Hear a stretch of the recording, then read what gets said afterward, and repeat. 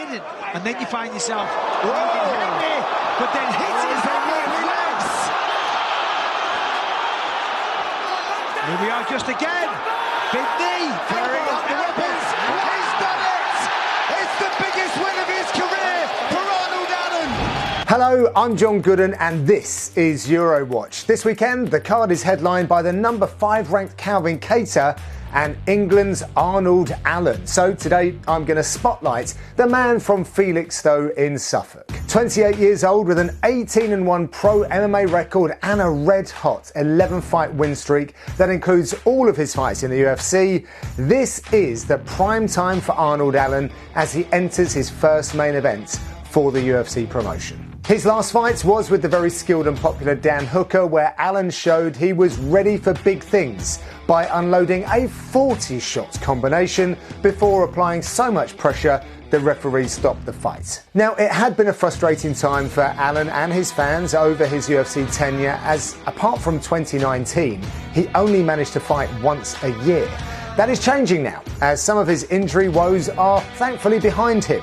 Put that aside for a moment, and Allen has had a well-managed career showing he can solve a lot of different problems, from tricky prospects to veterans, fellow contenders and big-name fighters. Before we dive into the technical aspects of his game, let's explore his background. Arnold grew up on the east coast of England in the shipping town of Felixstowe. His dad was and still is well known for his competitive strongman exploits, and he also fought pro MMA in the early days. Not wanting to do what his dad did, as that wouldn't be cool, Allen went into boxing and did very well on the regional amateur scene. However, he did eventually transition to MMA and luckily found a group of fighters that would go on to do big things for the local scene. John Maguire and Luke Barnett both fought in the UFC, and Allen's current coach and manager Jack Mason had about 50 fights and is one of the most respected men in mixed martial arts. Another interesting note is that Corey McKenna actually grew up around Arnold Allen and also trained under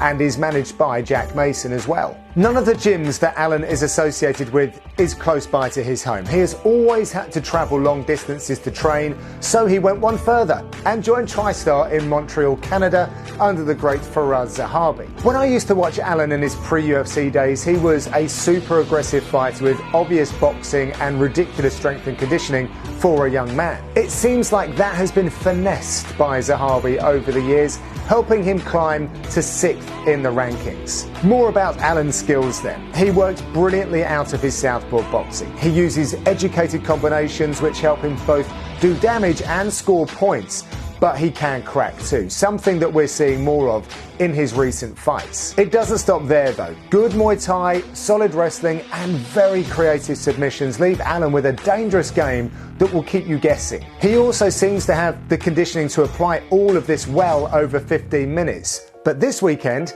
he's stepping into the 5-round territory, something he told me he is particularly excited for. Just to give you an idea of his cardio, during the lockdown, he went out for a run and just decided to extend a short run into a full marathon. He didn't prepare for it, and he had no aid stations or assistance, but he still got it done. That is the kind of energy and tenacity you need when facing the all-action New England cartel man, Calvin Kattar. I'm a big fan of this man's work. He too has a wide array of skills, particularly great boxing, which we have seen him use in all of his fights. The X factor is the elbow game he possesses.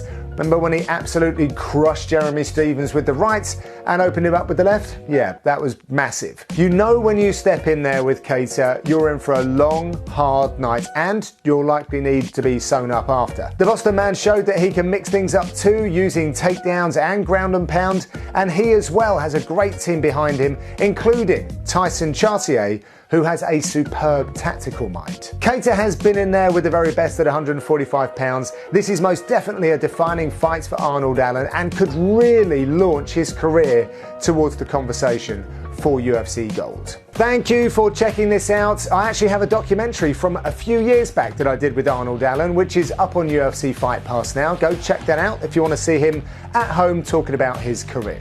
Enjoy the fights this weekend, and I'll see you next time.